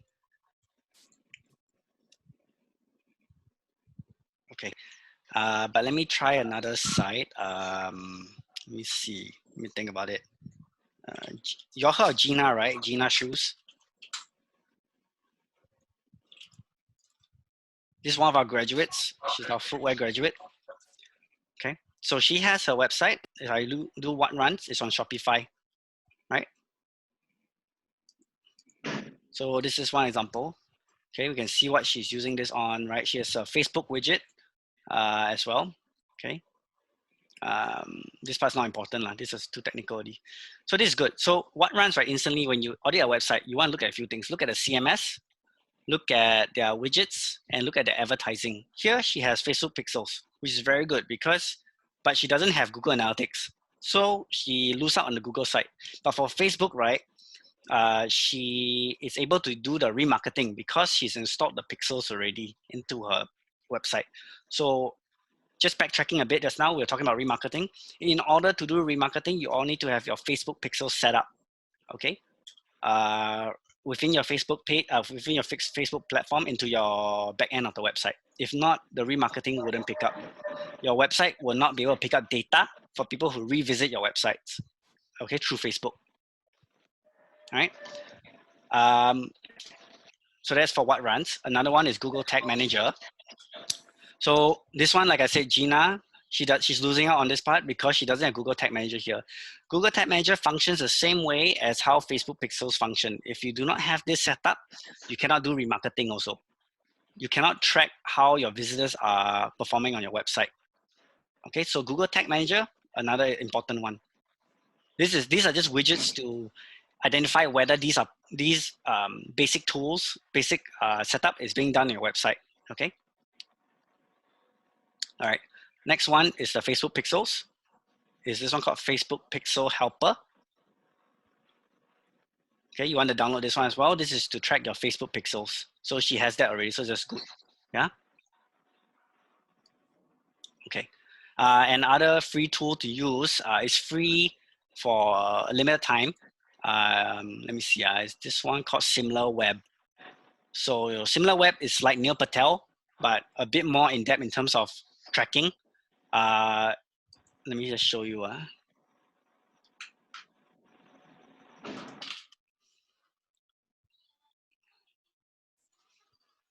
Yeah, so if I put, let's say, www.TaF.tc.org, this is our company site.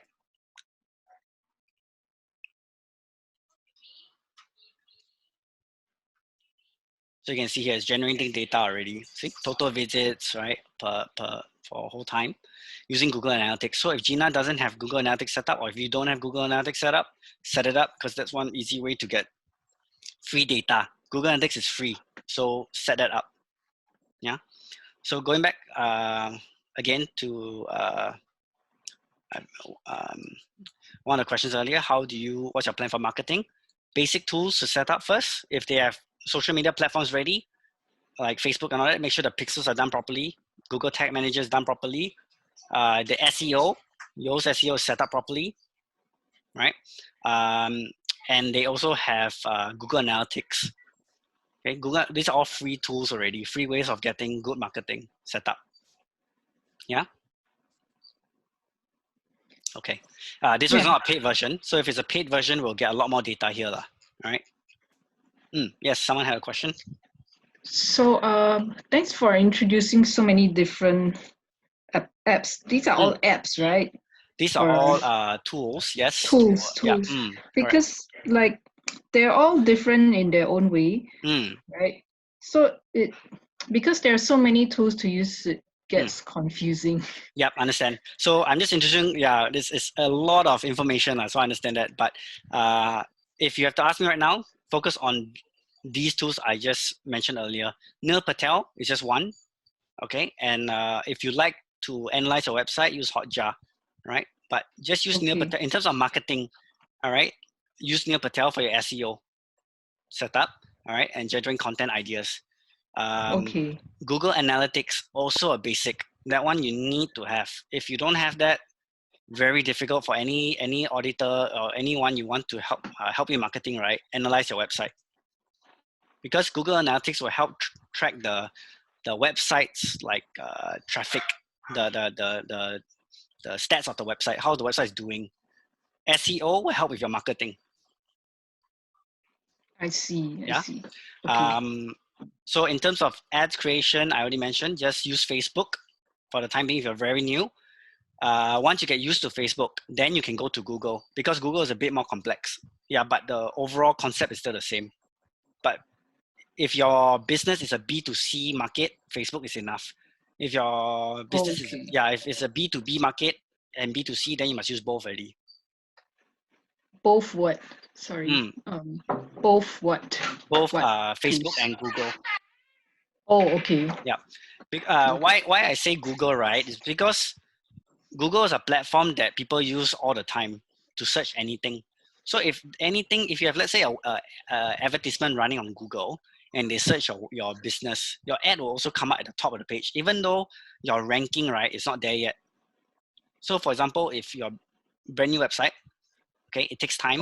It takes about almost 6 months for the SEO to become matured, right? It takes about almost 6 months to 8 months.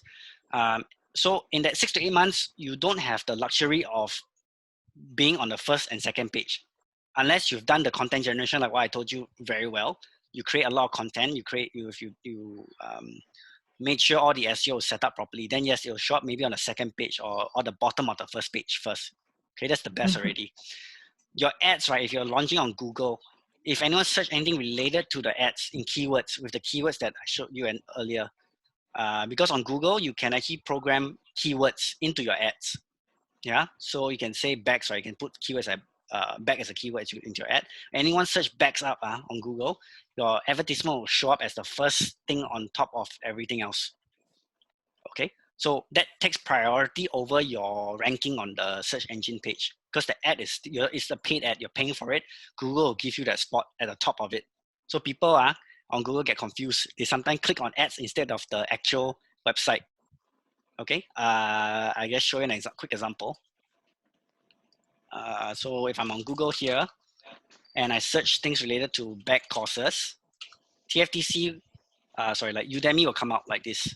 This is an ad. Anytime you see this ad thing, that's an paid ad already. So naturally, right, it looks similar to a normal website. This is not an ad. This is mine, TaF.tc. Okay, this is a normal search SEO, right? Result that my page come up, but because the person paid for the ad, it shows at the top here. It looks the same, so people will naturally just click this, right? Then go to a website already. Do you see do you understand this part?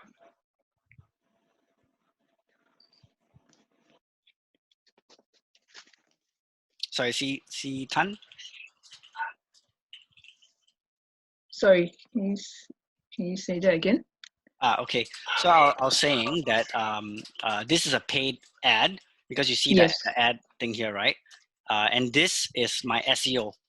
I never pay for this, and it still shows up on the first page when I search back courses, correct? But you can see, it's quite similar. The looks of it is quite similar, correct?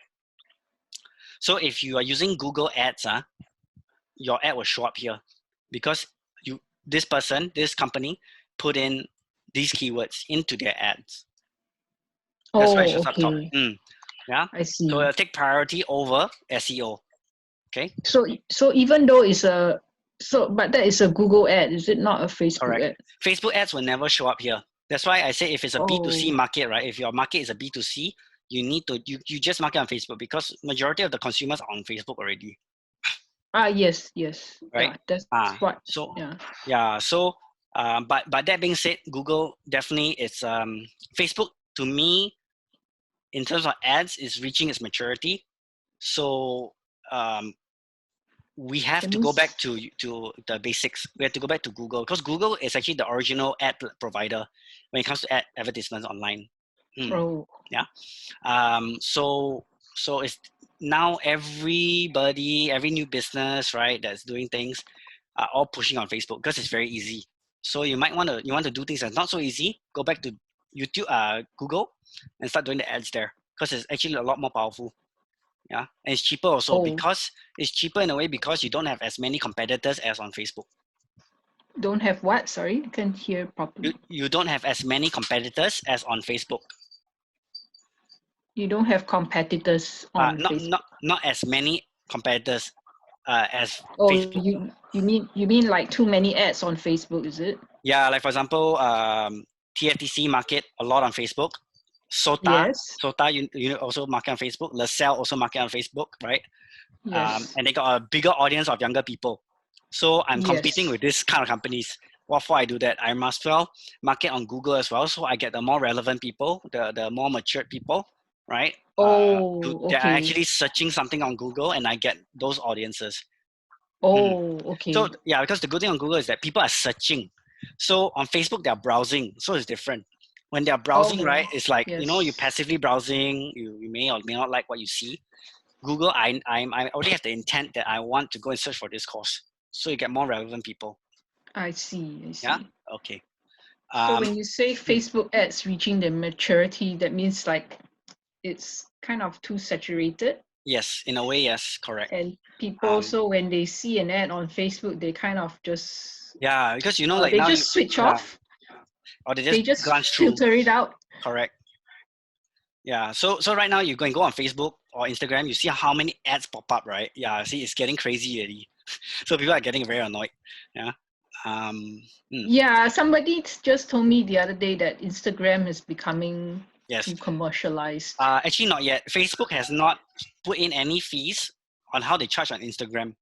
So if you're looking for free platforms to market right now, you can do so on Instagram actually.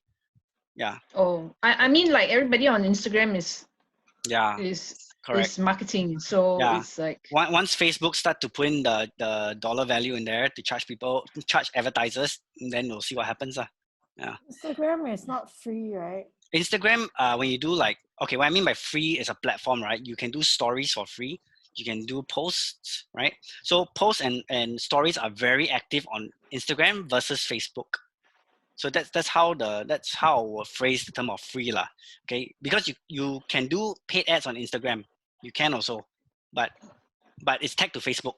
You cannot create an ad on Instagram if you don't have a Facebook ad marketing setup. You need to first create your Facebook ad setup first. Then you can start marketing on Instagram. In terms of paid ads, in terms of paid.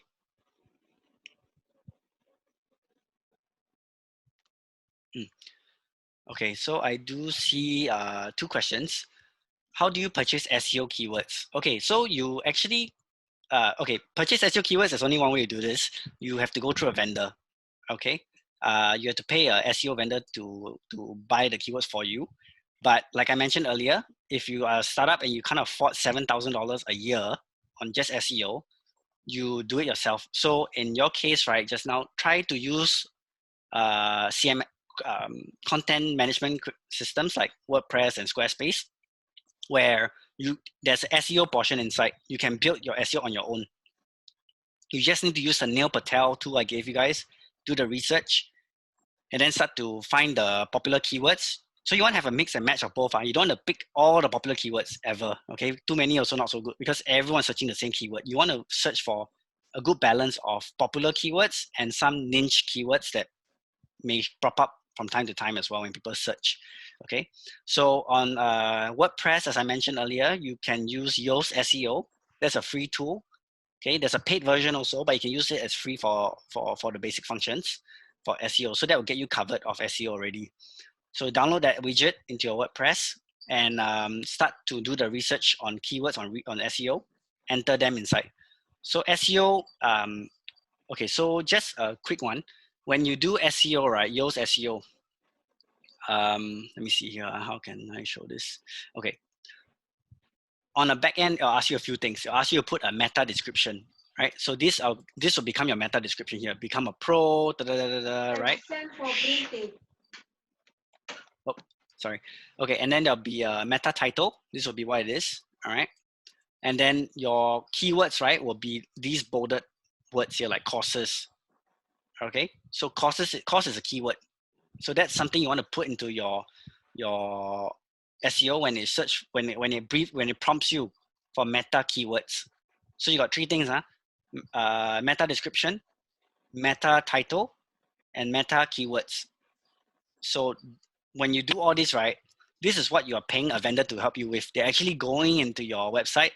They're also helping you with enter all these keywords into your content, right, in your website, and they'll help you with backlinking, and yeah, backlinking and just the keywords creation in the website, the meta creations.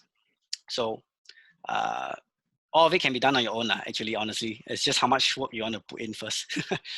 When we first started 3 years ago at TaF.tc, right, now this was set up. I was staying up until 3 in the morning to do this. I was one man show, yeah, to do all this. So, and I didn't know Google marketing, Google ads. So I had to read up the whole documentation on Google as well. So it's, for a good 6 months, I was doing this. Yeah, until it was stable. Then, okay, we got a bigger team. Then I start to hire people, start to give this out to a vendor already because it's stable. I see. Yeah. I'm sure Google Ads has changed also, right, in the past few Yes. years. So on default, every 3 to 6 months, right, Google and Facebook will change their algorithm. So why? So I'll come back to a question later also. That was prop up. Should you should you hire a vendor to help you with marketing? It's a yes and no question, right? No, because you're a startup and you actually can do everything on your own as a startup because you don't have much yet to handle. But once your company grows until a size, right, there's too much to handle already, like TaF.tc, there's a lot to handle for one person or 3 people. We hire vendors to help us only in optimizing the ads. We do not hire the vendors to create the collaterals for us. The collaterals and all the visuals and everything, right, is still done in-house in my team. What do you mean by optimize the ads? Like, So, you create the ad already? Correct. So optimizing, what it means is when the ad is launched, right? The ad on Facebook and Google will take time to learn, at least 14 days. Okay. 14 days, you'll get the initial data from Facebook and Google. Then as marketers, you can understand whether your ad is doing well or not doing well. Then what you need to change and what you don't need to change. Okay. So for example, I launch an ad, right? The first 2 weeks is up. Then all my cost per lead is, like I said, above $30, right? And then my impressions are very low. So that's a red flag for me already. I will start to tell my vendor, hey, these are the issues. I want you to change this, right? In the ad, go and test it out and go and test it out first. Make sure it's okay. So they'll go and do that for me.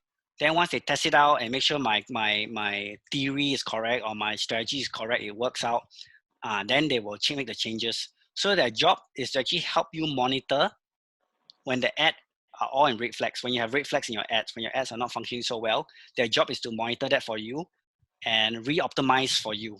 That means, but the problem with vendors is that they're all under a one solution kind of strategy, which I don't really like. So when I work with my vendors, I'm very clear with them that saying that you can still suggest to me what's the optimal way of doing things, but I'm going to give you the skeleton and the overall strategy first. So there needs to be that balance, because there are some companies that will just eat up the clients. They just tell them, oh, this is the best way to do this, because they know that the clients are not so well versed in this area. So you need to make sure you're well versed in what you're trying to communicate to your vendor. You set the KPIs for them. So we will set all the KPIs for them. Like we say, okay, in 3 months, we want X amount of impressions. Our overall goal is to hit conversions, 100 conversions for this course. So I don't care how many leads you give me. I want the conversion. So you backtrack from there. Out of 100 conversions, how many leads you need to give me? And then how many impressions I need to get. A lot of vendors work the other way around. They'll say, okay, you need this amount of impressions to get this amount of leads. But you don't want leads, your leads is going nowhere if they don't convert. So you need to backtrack all this and tell them in this case. Yeah. Okay, wait, one more question here.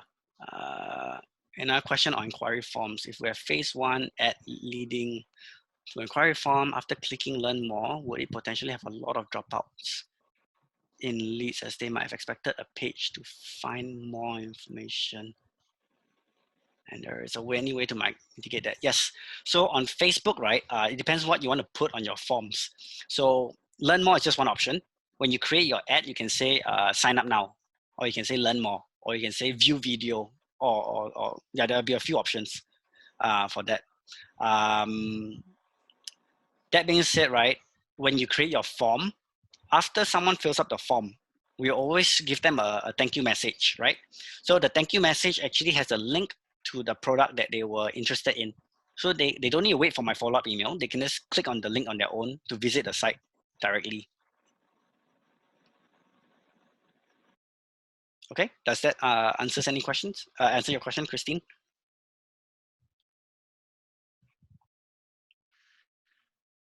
Okay. Okay, I got time for one more question if anyone wants it.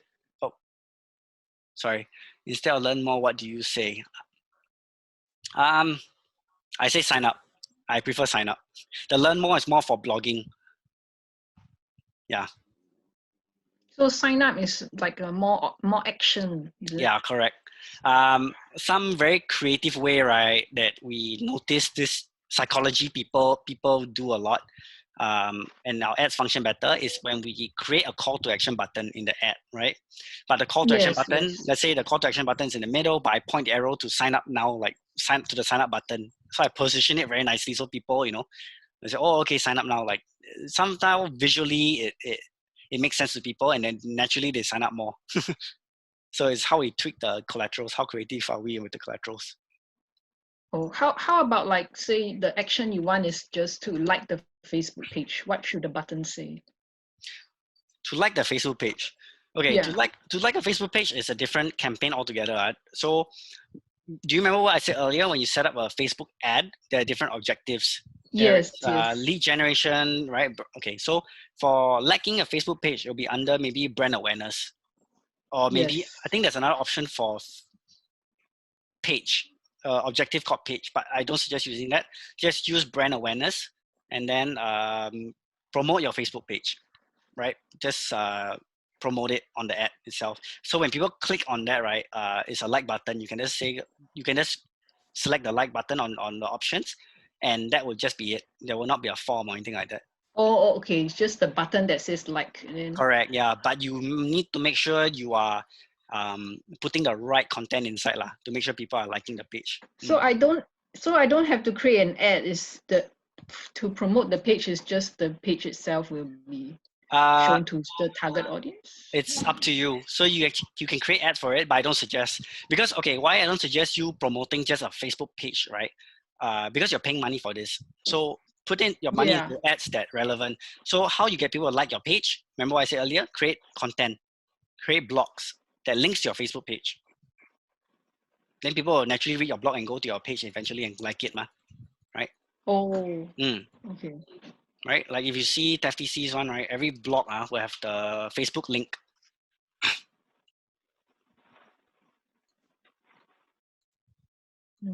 Yeah, there's see here, there's all the links here, so they can click on Facebook, they can go on my Instagram, WhatsApp. It's quick tools for the reader to address as they're reading. So I can click, it goes to Facebook. Yeah. Okay. It definitely helps. We saw a big, tremendous increase in the amount of likes that we have on Facebook once we started doing blogging. All right. Okay. So yeah, is there any other questions I can address? So like for TaF.tc's blog, you didn't promote it. It was just. No. It was just. We only posted once. We did one posting on Facebook, and we just did the rest through our online emails. Oh, okay. Yeah. Then naturally the traffic picked up from there. So those who receive the email, they will click on the blog. And then after reading the blog, they will click your Facebook page. Yes, correct. Okay. Okay. Yeah. Any other questions?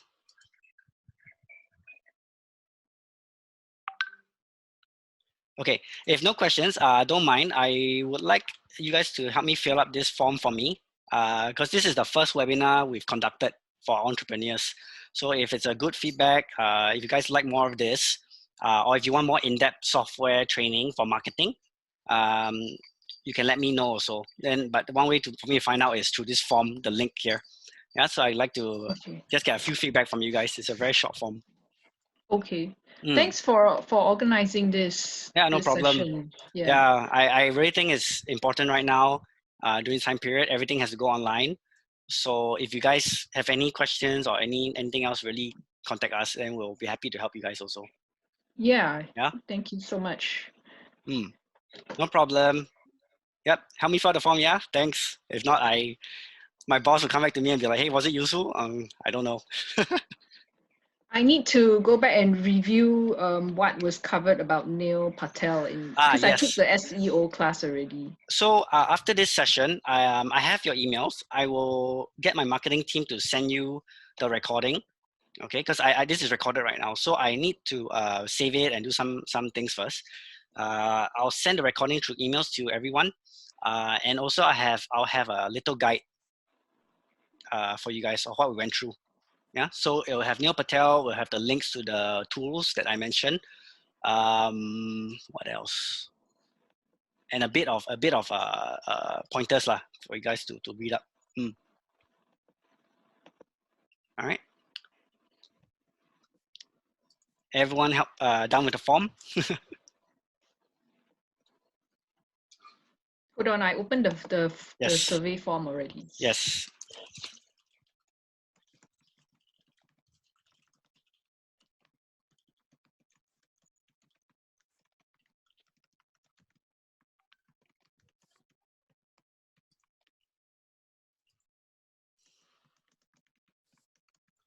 But was this session helpful for everyone? Was it after taking some online digital marketing classes? Are you guys now a bit clearer to go about doing things? Yeah, good.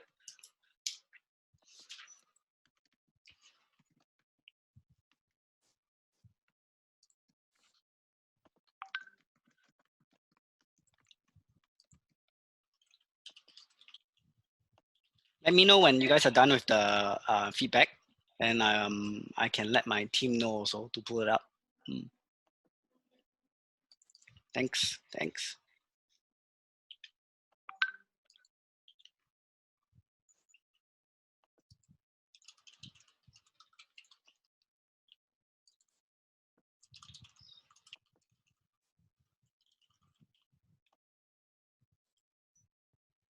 Okay, I will stop the recording now.